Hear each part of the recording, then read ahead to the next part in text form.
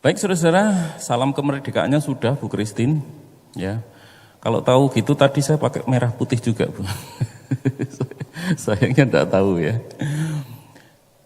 2 Yohanes pasal 2, kita akan membuka Alkitab kita dari 2 Yohanes pasal 2 ayat 17 sampai ayat 20.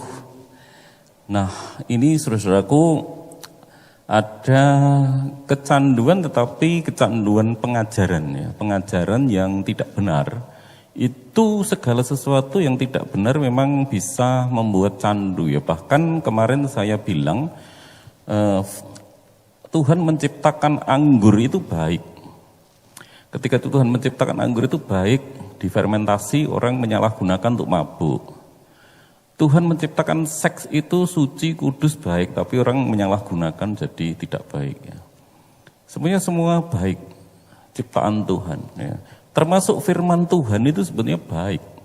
Membawa orang kepada perubahan, banyak orang, jutaan orang, miliaran orang sudah dijamah oleh firman Tuhan dan diubah oleh firman Tuhan. Namun saudara tetap saja banyak hal-hal yang menyimpang dari penafsiran-penafsiran firman Tuhan yang menyebabkan banyak orang mengalami perbudakan oleh penyimpangan-penyimpangan itu. Kita lihat 2 Yohanes pasal 2 ayat 17 sampai 20, saya baca untuk saudara-saudara. Guru-guru palsu itu adalah seperti mata air yang kering, seperti kabut yang dihalaukan taufan. Bagi mereka telah tersedia tempat dalam kegelapan yang paling dahsyat. Sebab mereka mengucapkan kata-kata yang congkak dan hampa dan mempergunakan hawa nafsu cabul untuk memikat orang-orang yang baru saja melepaskan diri dari mereka yang hidup dalam kesesatan. Mereka menjanjikan kemerdekaan kepada orang lain, padahal mereka sendiri adalah hamba-hamba kebinasaan. Karena siapa yang dikalahkan orang, ia adalah hamba orang itu. Sebab jika mereka oleh pengenalan mereka akan Tuhan dan Juru Selamat kita, Yesus Kristus telah melepaskan diri dari kecemaran-kecemaran dunia, tetapi terlibat lagi di dalamnya, maka akhirnya keadaan mereka lebih buruk daripada yang semula. Nah, jadi di dalam ayat 17 jelas ya, guru-guru palsu itu sudah ada. Jadi ketika saya berbicara tentang ajaran sesat, saudara jangan, tegang dulu. Karena ini yang dihadapi gereja sejak awal. Sejak para rasul hidup itu sudah ada ajaran sesat dan ada guru palsu hingga sekarang. Hanya bentuk kesesatannya berbeda ya. Zaman dulu mungkin ada gnostik dan yang lainnya ya, ada yang terlalu menekankan Taurat kembali, sunat lagi dan sebagainya. Nah itu kesesatannya beda-beda masing-masing zaman. Nah saudara-saudara, ketika kita mengingat zaman ponari dengan batu petirnya itu, saudara-saudara, baru heboh-hebohnya saudara-saudara.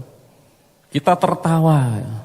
Wah, bodoh-bodoh ini wong lewat, banyu dicelupi batu petir, diminum sembuh. Banyak yang mengalami kesembuhan-kesembuhan. Sampai rumahnya ponari itu penuh.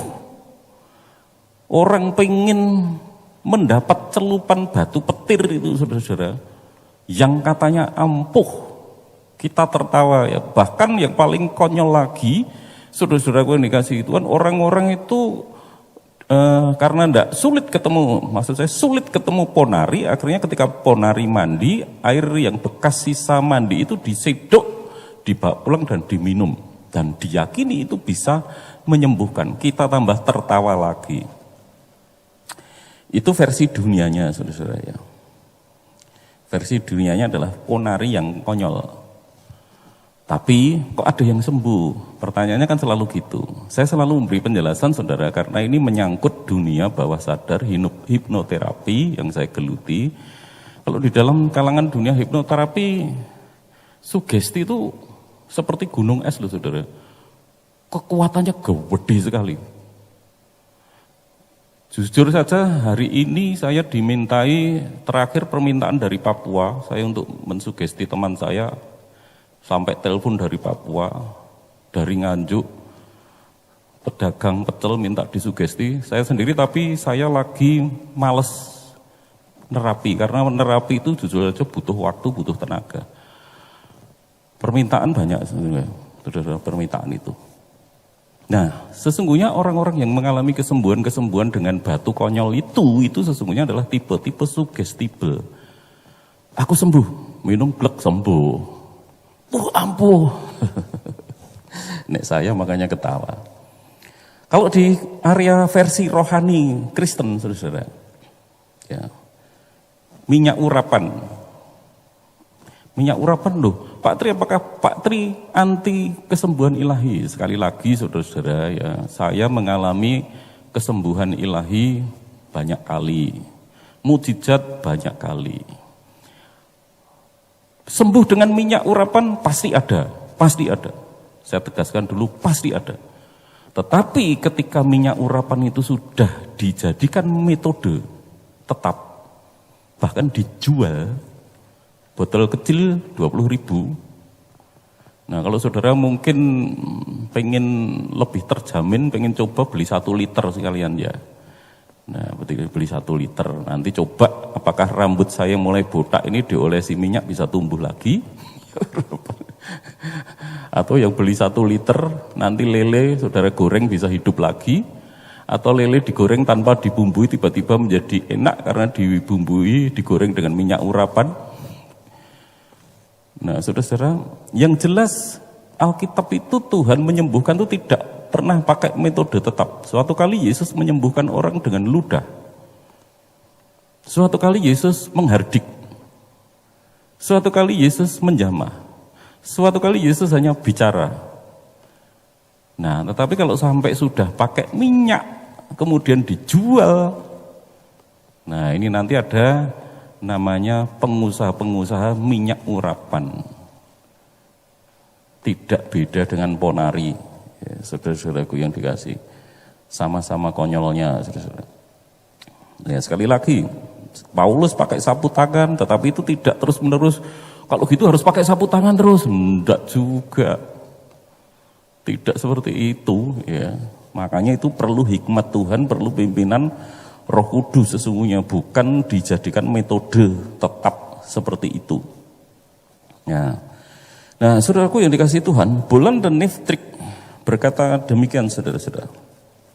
Sering terjadi bahwa orang-orang yang tidak mengetahui sejarah gereja mudah sekali dipengaruhi oleh ajaran-ajaran bidat atau sekte-sekte yang berlagak seolah-olah baru saja mereka menemukan kebenaran yang sungguh. Sikap itu adalah sikap yang bodoh. Ini loh metode baru, pakai minyak urapan. Ini ada urapan baru, zaman saya masih mahasiswa STBI, urapan emas. Jadi ditumbang itu keluar bubuk emas. Wah, apa nih? Seolah-olah ini penemuan baru. Padahal saudara-saudara, orang-orang yang menggumuli teologi itu bukan orang-orang bodoh. Makanya kalau orang sudah belajar sejarah gereja, dikatakan saudara bahwa kesesatan itu banyak ajaran-ajaran yang berlagak seolah-olah baru saja mereka menemukan kebenaran yang sungguh. Ini kebenar ini. Sikap itu adalah sikap yang bodoh. Ini tulisan Bolan dan Neftrik. Ya, orang yang mudah sekali percaya hal-hal baru yang aneh-aneh adalah orang-orang bodoh. Menurut Bolan dan Neftrik. Ya, saudara heran kan kalau ada orang mencari airnya ponari tadi, kok orang kok konyol. Demikian pula orang Kristen juga banyak konyolnya. Mencari minyak untuk kesembuhan. Metode ada di dalam Alkitab, tetapi itu bukan satu metode. Ya, dilembagakan menjadi metode tetap, menjadi kayak apa ya? Ritual penyembuhan dengan minyak urapan. Kalau sudah seperti itu, saudara, jelas bukan Allah. Karena Allah kita itu Allah yang tidak bisa dikendalikan oleh kita. Kalau aku pakai minyak urapan, kau nyembuhkan loh Tuhan. Oh, enggak bisa gitu. Itu berarti Allah kita kunci dengan minyak urapan, karena ini dari Alkitab, engkau harus melakukan kesembuhan. Tidak bisa. Tapi kok ada yang sembuh? Emangnya minum airnya Ponari juga sembuh? Apakah itu menjadi ukuran berarti itu benar? Itu, saudara-saudara. Nah, saudaraku yang dikasihi Tuhan, tidak hanya teolog saudara yang berkata hal-hal semacam ini adalah bodoh. Ya, orang yang percaya pada mistik-mistik seperti ini adalah orang bodoh. Ya. Sekali lagi saya bukan tidak percaya ya, bukan tidak percaya mujizat. Saya sendiri dalam menghadapi hal-hal yang mendesak ya. Kondisi-kondisi yang berat, kritis, sulit, masalah-masalah saya berharap mujizat.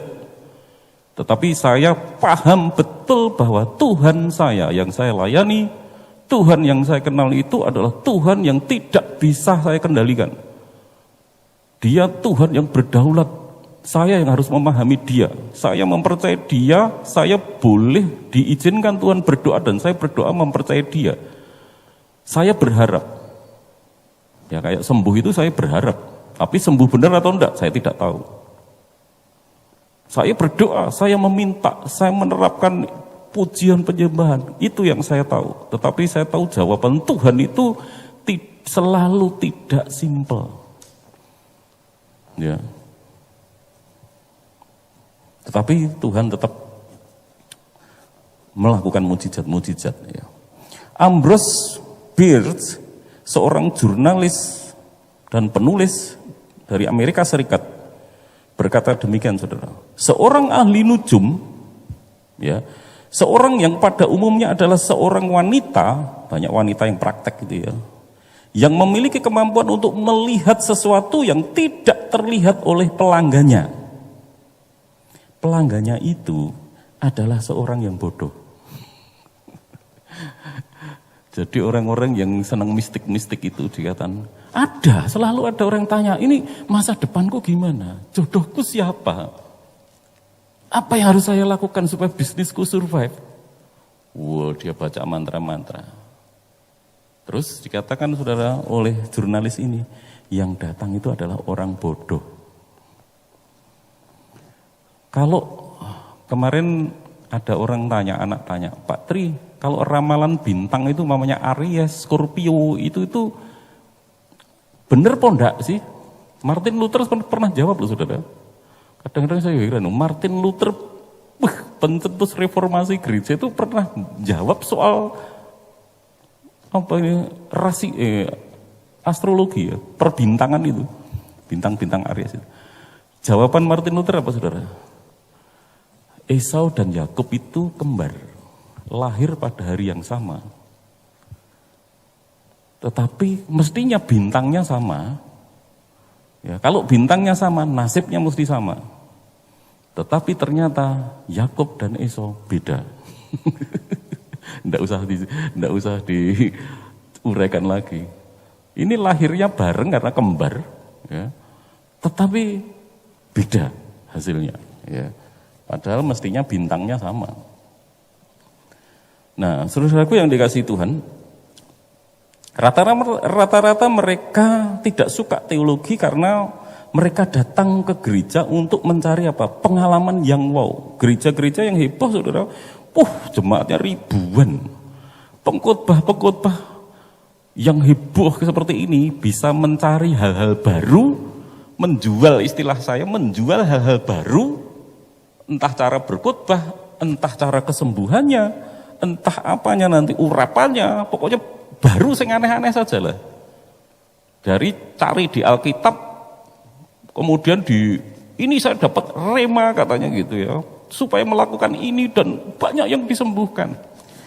Jangan terkecoh saudara, kalau banyak yang disembuhkan, ponari juga banyak yang sembuh. Jadi jangan terus panik, enggak usah ya. Mungkin lebih tepat lagi saudara dikatakan mereka adalah petualang rohani. Kenapa saya sebut petualang rohani saudara? Karena orang yang tersesat, kalau saudara pergi ke hutan dan tersesat, saya pernah saudara sama Putri mencari jalan lain. Yuk coba dari Kediri kita Mana itu yang menjelang Kediri itu masuk ke kanan. Ini nanti tembusnya mana? Di dalam bingung, sudah tersesat.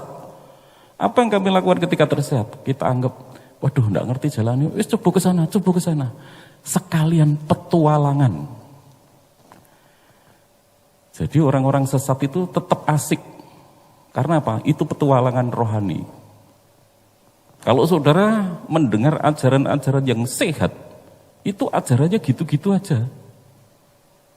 Karena petualangan itu lebih asik, saudara. Petualangan itu lebih asik. Makanya yang sesat, yang aneh-aneh itu menjanjikan lebih, saudara akan menemukan pengalaman-pengalaman baru, hal-hal baru, ya, yang tidak pernah saudara alami. Nah, makanya itu menjadi candu, karena asik. Rokok asik, minum asik, main game asik, petualangan rohani asik. Coba saudara ajak orang-orang di gereja seperti itu duduk di gereja kita mendengarkan khotbah ajaran-ajaran yang sehat, tidak akan tahan. Ya, tidak akan tahan, saudara. Karena mereka biasa mengalami petualangan yang aneh-aneh. Ya. Ya seperti saya sebutkan tadi, ada urapan perak, urapan emas, ya terus ada dengan minyak urapan, nanti dengan apa lagi, semacam-macam nanti metodenya. Ya. Terus berganti, pokoknya mereka bisa jualan sesuatu yang aneh, itu selalu menarik. Termasuk itu makanya orang dodolan ajaran istilahnya, jualan ajaran. Mengutip pandangan Alexander Pope. Alexander Pope siapa? Dia penyair Inggris, seorang Kristen, penulis satir. Ya, dia menulis demikian karena satir biasanya mesti menyinggung, menyindir. Beberapa orang datang ke gereja untuk proses pemulihan kekuatan, bukan untuk mendengarkan ajaran, melainkan musik di sana. Jadi ada orang yang ke gereja itu memang bukan untuk mendengar ajaran. Makanya kalau Bu Christine tadi berkata itu orang baptis tenan itu gitu ya. Kita mendengar bagian yang terindah, saat terindah itu firman Tuhan. Tapi kalau di gereja lain enggak, musiknya keren, enak banget. Berjoget, beranu ya. Kadang-kadang saat kesembuhannya didoakan altar call, maju ke depan ditumpangi tangan, itu saat terindah. Ya. Saat terindahnya berbeda-beda. Makanya tujuannya ada yang mendengarkan musik, ada yang mendengarkan motivasi, ada yang ingin mendengarkan hiburan. Saya bisa loh saudara berkhotbah seperti para motivator ya. Saudara ada masa depan saudara di dalam Yesus Kristus. Asal saudara percaya, tidak ada yang mustahil bagi saudara-saudara. Masa depan saudara ada, saudara akan dibawa kepada kemenangan. Bisa, itu enak-enak semua, gampang. Saya bisa khotbah kayak gitu, jadi tak jadikan judul-judul setahun saya ngomong positif terus bisa saudara. Kalau saudara pengen mendengar yang kayak gitu, dan nanti tak kayak dasar-dasar teologis di sana. Tetapi pertanyaannya saudaraku, kita menyebabkan orang datang ke gereja untuk apa? Mendengar motivasi. Perlu penguatan, ya. Penguatannya kalau dari ajaran yang sehat tidak masalah. Tapi kalau hanya memotivasi, menghibur terus-menerus. Nah ini menjadi kekristenan aliran baru. Aliran apa? Aliran menak ke kuping, ngadem ke ati. Istilah saya. Ajarannya apa? Menak ke kuping, ngadem ke ati. Kalau saudara mulai mendengar khotbah-khotbah, saudara di YouTube cari aja, ada seorang wanita itu motivator itu ya. Khotbahnya pokoknya di dalam Yesus Allah beserta saudara, Allah di sisi saudara, Dia tidak pernah meninggalkan saudara. Ngomong-ngomongnya gitu saja. Tetapi janji-janji penyertaannya sekali lagi, betulkah itu untuk tujuan seperti itu? Aku menyertai kamu sampai kepada akhir zaman. Tujuannya apa? Ayat yang di sebelumnya, pergilah.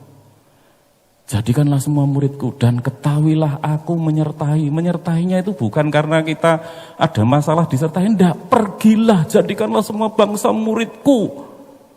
Dan ketahuilah aku menyertai. Loh, dalam konteks seperti itu ayatnya. Dijupui, diambil. Tuhan menyertai saudara. Tidak di sisi saudara. Ya bisa saja. Itu aliran yang menakke telinga, ngademke hati. Sekarang bandingkan khotbah Tuhan Yesus. Yesus berkata juga menghibur loh saudara. Ada hiburannya Yesus. Ketika Tuhan Yesus berkata jangan kamu khawatir. Itu menghibur. Saya pernah menghibur enggak saudara, buka aja khotbah-khotbah saya di YouTube. Nek saya enggak pernah menghibur berarti saya juga enggak sehat. Ya, kalau enggak imbang ya. Tetapi khotbah Yesus ngabangke kuping enggak saudara? Manaske telinga enggak? Membikin panas telinga enggak? Panas saudara-saudara. Hai orang-orang Farisi, orang-orang munafik. Aduh, celakalah kamu. Gak enak saudara.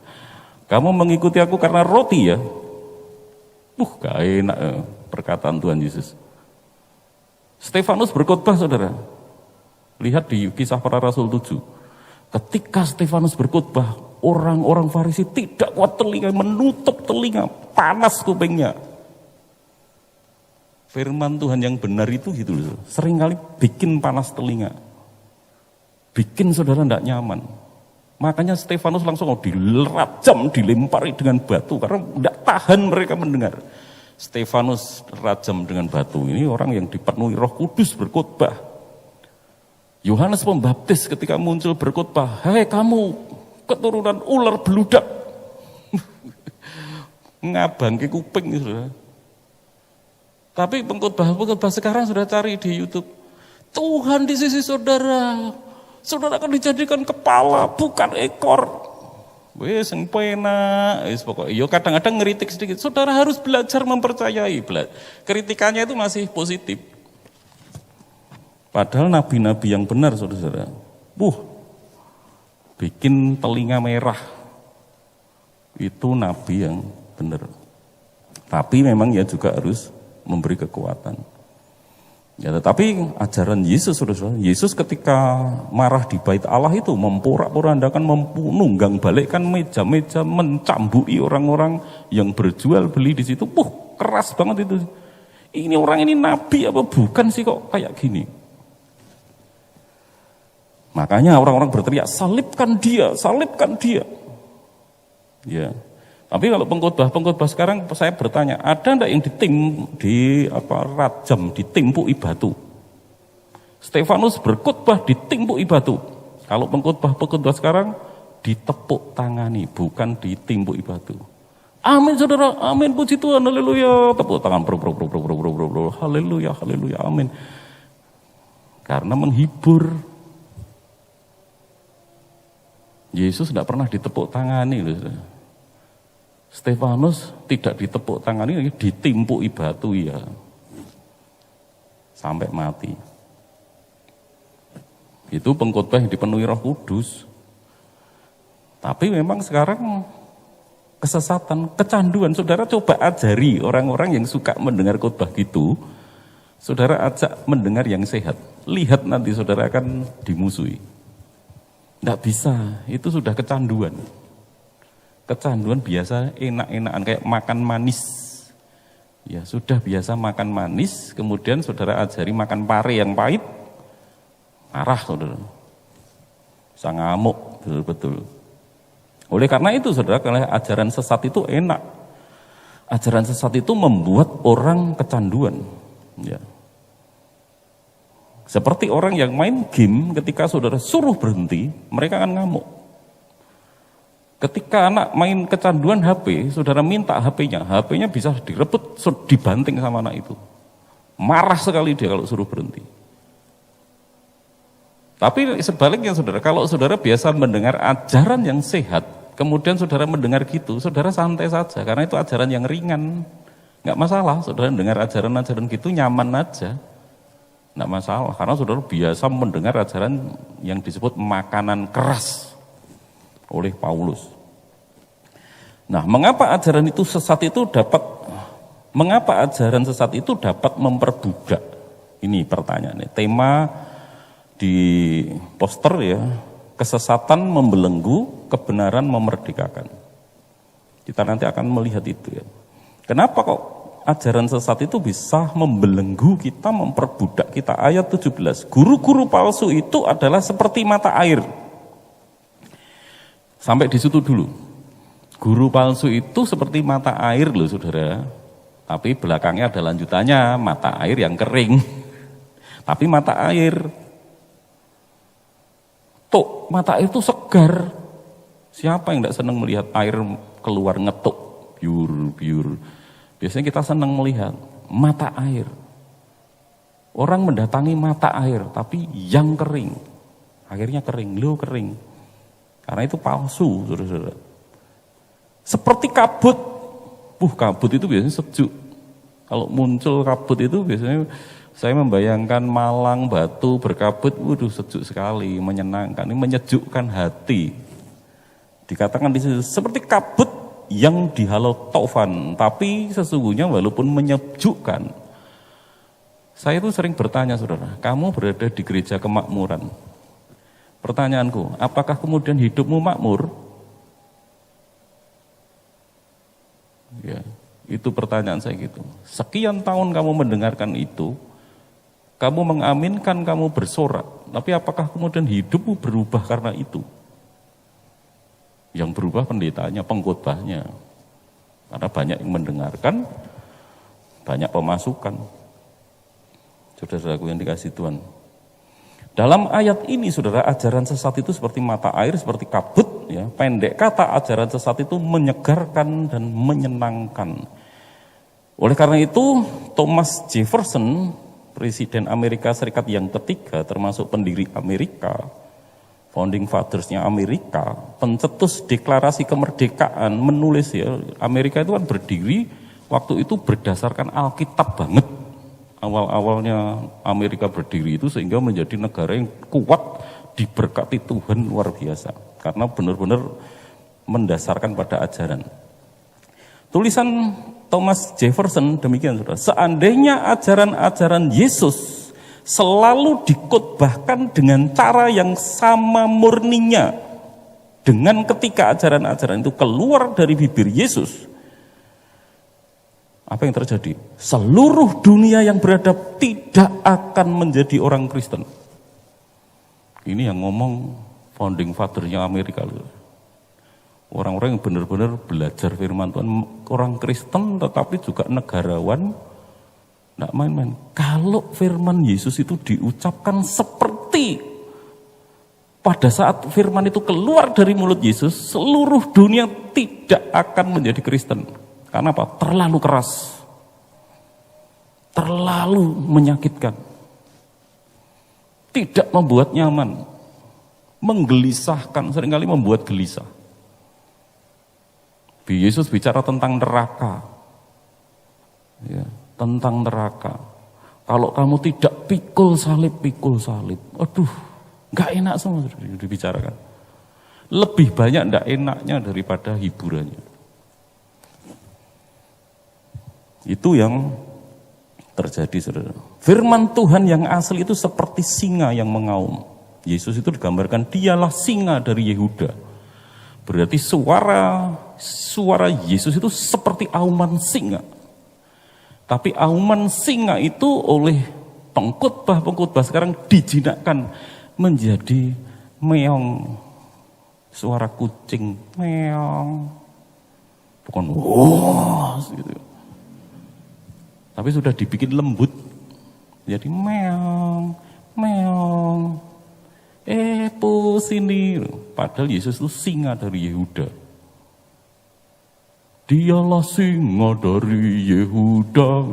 Yesus patahkan belenggu, kan suaranya berarti suara singa. Tapi kok jadi yang denger tepuk tangan, seneng banget, haleluya, seneng banget. Loh, ini suara apa yang didengar ini kok jadi gini firmannya? Makanya Thomas Jefferson berkata gitu, kalau firman itu sama diberitakan seperti awal mula itu keluar dari mulut Yesus, banyak orang tidak akan mau menjadi orang Kristen. Ya, firman Tuhan yang sekarang kita dengarkan tidak mengganggu hati manusia. Saya yakin saudara mendengar ini kan terganggu tuh saudara.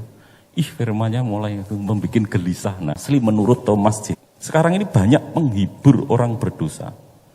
Mengalihkan pembahasan menjadi tidak ada yang mustahil bagi orang percaya, jangan takut, iman mengalahkan segalanya, tidak ada yang mustahil bagi orang percaya. Tetapi giliran ada corona, saya tanya, yang khotbah kemana? Saya tanya, yang khotbah kemana? Katanya dalam nama Yesus sembuh, kenapa takut COVID? Tumpangi tangan kan, dalam nama Yesus sembuh, beres. Sakit kena COVID, urapi dengan minyak, katanya menyembuhkan, sembuh. Kenapa ngumpet? Kenapa ditutup gerejanya? Kalau memang itu betul Tuhan berkuasa, tidak konsisten, saudara. Ajaran sesat itu tidak akan konsisten. Ya. Tidak akan konsisten. Kebenaran itu akan selalu konsisten. Karena apa? Ya kalau diantara kemarin kita ngobrol-ngobrol pendeta-pendeta itu biasanya ini yang tutup, gereja-gereja tutup itu karena jemaatnya kaya-kaya. Karena orang kaya itu dimati. Ya. Karena apa? Masih pengen menikmati dunia. Dunia ini terlalu nikmat. Kalau yang biasanya tidak kaya, hidup menderita, mati adalah keuntungan, terus tidak salah. Gitu. Nah, saudaraku yang dikasihi Tuhan, children of God. Saudara tahu ya, aliran sesat ini adalah kumpulan orang-orang yang bernafsu liar. Nah, ini salah satu ajaran sesat. Karena memuaskan nafsu ini di situ dikatakan loh saudara, sebab mereka mengucapkan kata-kata congkak dan hampa, mempergunakan hawa nafsu cabul untuk memikat orang. Nah, intinya di situ ada hawa nafsunya. Children of God itu kumpul, kemudian mereka ciuman kudus, saling mencium, terus kemudian nanti berhubungan badan, bebas. Ya, itu aliran sesatnya Kristen. Saudara. Pernah ada aliran sesat kayak gitu. Tapi kan yang disebut Pak Tri tadi tidak, tapi di situ ada nafsunya, saudara. Nafsu apa? Nafsu menjadi kaya raya. Itu nafsu harta, sama ada nafsunya, saudara. Memiliki harta yang luar biasa banyak. Ya. Nah, oleh karena itu, saudaraku, mereka tidak sadar. Ya, Yesus ditolak ketika mereka tidak sadar Yesus itu ditolak karena berasal dari desa kecil Nazaret. Mereka tidak sadar suara Tuhan itu muncul dari padang gurun. Seringkali kan saudara meremehkan ya kalau pendeta-pendeta desa berkhotbah. Pak Tri kan bukan terkenal, tidak terkenal. Terus ada pendeta desa yang mungkin khotbahnya juga vokal gitu. Itu kan pendeta desa. Yesus itu sudah ditolak karena apa? Yesus itu asalnya dari mana? Desa Nazaret. Desa. Bukan Yerusalem kan? Yerusalem itu pusatnya pembelajaran Taurat. Yesus dari Nazaret. Tidak benar nih. Yohanes Pembaptis, saudara, muncul dari mana? Padang gurun terpencil. Saudara masih mau cari pendeta besar, terkenal. Yesus itu munculnya dari desa-desa, saudara. Dari daerah-daerah yang kelihatannya terpencil, tidak dikenal. Yohanes Pembaptis muncul dari padang gurun, ini tidak dikenal, tidak terpencil, tidak mengalami pendidikan Taurat di bait Allah dan sebagainya. Tetapi mereka adalah orang-orang yang dipakai Tuhan. Ya. Dokter ini tulisannya ketutup, Hartstrom mengatakan demikian. Ini contoh yang sesat ya. Ini perkataan orang yang sesat. Kita lihat, kita tidak lagi memperoleh patokan-patokan etika kita dari sumber-sumber yang sudah mapan. Apakah itu gereja, negara, keluarga, konvensi, atau sistem filsafat tertentu. Itu dari Journal of the Educational Society, tahun 1930.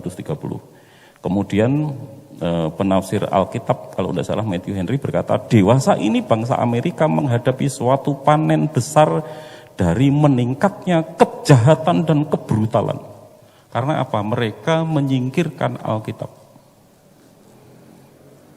Ya, gereja-gereja sekarang dipenuhi dengan ajaran-ajaran sudah Dr. Beving menulis tentang penolakan orang-orang karena Yesus berasal dari Nazaret. Karena ini pendeta desa.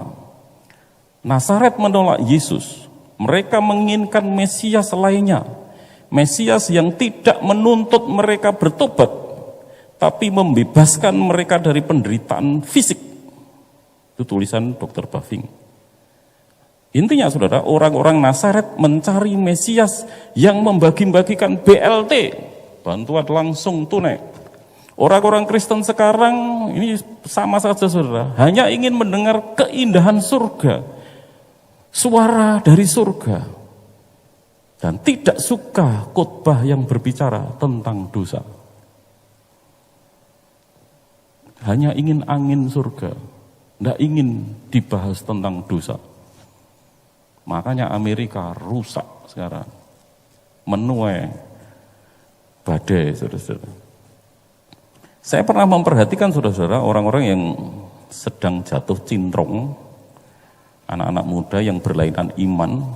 Tidak hanya di Tulungagung, di mana-mana di Semarang pelayanan saya ada seorang pemudi, remaja wanita jatuh cinta dengan pemuda yang bukan Kristen. Pemudanya ini memang saudaraku yang wanita cantik ya, cantik. Yang cowoknya ini kelihatannya kayak tokoh terkenal dalam film Batman, Joker maksud saya. Joker kan wajahnya gitu ya. Tapi sih namanya cinta itu buta. Dibilangi tidak bisa saudara. Kamu itu loh, pikirkan, renungkan, orang cinta itu buta. Tidak bisa. Bilang. Ya. Apa istilahnya? Sing wingko kanton kencono ya. Tai kucing terasa coklat gitu ya. Itu orang sedang jatuh cinta. Tidak bisa dibilang. Percuma kita menjelaskan pemandangan yang indah kepada orang yang mabuk berat. Ya, karena dia tidak akan dapat mencerna kata-kata itu. Bertrand Russell, seorang filsuf Inggris, sumbangan dalam pengetahuan terbesar adalah dia penemu logika matematika. Artinya orang ini orang pinter, saudara. Kalau yang ngomong saya kan mungkin saudara Pak Tri, ini yang ngomong orang-orang pinter, tapi dia orang Kristen. Dia menulis demikian, kehidupan manusia adalah singkat dan tak berdaya. Malapetaka yang dengan perlahan namun pasti akan menimpa diri manusia dan bangsanya tanpa mengenal belas kasihan. Manusia buta terhadap kebaikan dan kejahatan, bersikap nekat terhadap kehancuran. Ya. Zat ini bergerak terus tanpa ampun. Manusia yang hari ini terhukum untuk kehilangan yang paling disayangi, serta esok akan kehilangan dirinya sendiri. Jadi manusia itu seperti itu. Dia memang konyol. Mudah-mudahan saudara-saudara memiliki hikmat yang dari atas, tidak menghancurkan diri sendiri, ya, karena kita mendengar ajaran-ajaran yang tidak sehat. Ya, kesimpulannya saudara-saudaraku yang dikasihi Tuhan, ini sudah sampai kesimpulan. Ya. Orang yang suka mendengarkan ajaran sesat, kemakmuran, memang ada yang makmur, ada. Ya. Orang yang mendengar kemakmuran ada yang makmur, karena memang kebetulan orang itu makmur, memang dipercaya Tuhan. Gereja kita yang bukan kemakmuran ada yang makmur juga, tapi masalahnya tidak usah dengar kemakmuran, itu bukan masalah kemakmurannya, bukan masalah ajarannya. Saya sudah memperhatikan saudara gereja-gereja yang gitu, orang yang tidak karu-karuan tetap tidak karu-karuan. Itu bukan masalah ajarannya kok. Ya. Kalau itu dijadikan ukuran, loh tapi saya makmur loh Pak Tri, iya yang makmur berapa? Kalau itu dijadikan ukuran berarti ajaran kemakmuran itu benar. Kalau benar, pertanyaan saya, mengapa orang di luar Tuhan lebih makmur? Apakah kalau gitu kita katakan ajaran mereka benar? Kalau ukurannya kemakmuran, makanya kemakmuran itu adalah teologi yang sesat dan berbahaya. Karena membuat tolak ukur yang keliru kemakmuran-kemakmuran. Salah. Orang yang suka mendengar ajaran kemakmuran atau motivasi-motivasi banyak yang tetap terpuruk. Dalam siarannya Bapak Sundoro hari Jumat, ada yang saya waktu itu menentang tentang waktu Pak Sundoro sempat berkata bahwa jangan menghakimi ajaran kemakmuran. Lalu saya menegaskan, kalau salah tidak dikatakan salah, ya, itu menurut saya malah tidak ada pedoman yang kuat. Kita harus berani mengatakan kalau salah itu salah. Nah, ada seorang yang bersaksi, iya Pak, saya setuju dengan pandangan Bapak tadi, maksudnya pandangan saya. Karena dulu saya pengikut ajaran kemakmuran dan saya tidak makmur. Nah iya banyak itu memang tidak makmur. Itu sudah, saya sudah paham saudara. Sudah paham. Gereja kita yang makmur banyak kok walaupun tidak mendengar kemakmuran. Ini makmur yang seperti apa malahan itu loh. Nah mereka memang suka disuapi hal-hal manis, mimpi-mimpi indah, dikasih mimpi indah, angin surga. Dari minggu ke minggu mereka terbuai, bersorak, bertepuk tangan seperti anak kecil yang dikasih gula-gula, terus bersenang-senang, terbuai dan kayak orang narkoba dikasih senang bermimpi indah. Walaupun kenyataannya hidupnya tidak indah.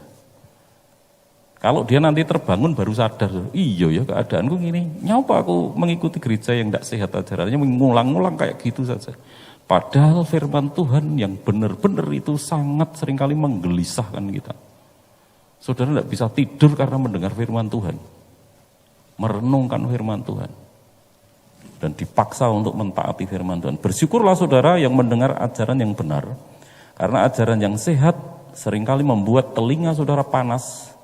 Ajaran itu menjaga saudara, kalau mau rendah hati, saudara malah terjaga dan terlindungi. Seperti Yohanes 8 ayat 32, tema kitab besar, dan kamu akan mengetahui kebenaran, dan kebenaran itu akan memerdekakan kamu. Kamu akan tahu kebenaran. Kebenaran itu ada dua dalam tafsiran, itu Yesus adalah kebenaran. Yang kedua, ajaran-ajaran Yesus yang benar itu adalah kebenaran yang memerdekakan. Nah, ajaran yang benar itu sungguh-sungguh memerdekakan kita. Belajarlah kita itu belajar, jangan mencari yang enak-enak, yang menghasilkan tepuk tangan. Jangan hanya melihat pendeta-pendeta yang gede, yang terkenal, mengukur dari besarnya nama, tingginya gelar. Enggak, Yesus enggak bergelar. Kalau diukur secara duniawi, tapi secara rohani gelarnya tinggi, gelarnya banyak. Gelar-gelar rohani, raja, di atas segala raja, imam besar. Tapi kalau di hadapan dunia, enggak ada gelarnya. Dari Nazaret toh, dari Nazaret. Mana ada namanya dari Nazaret. Amin, saudara-saudara.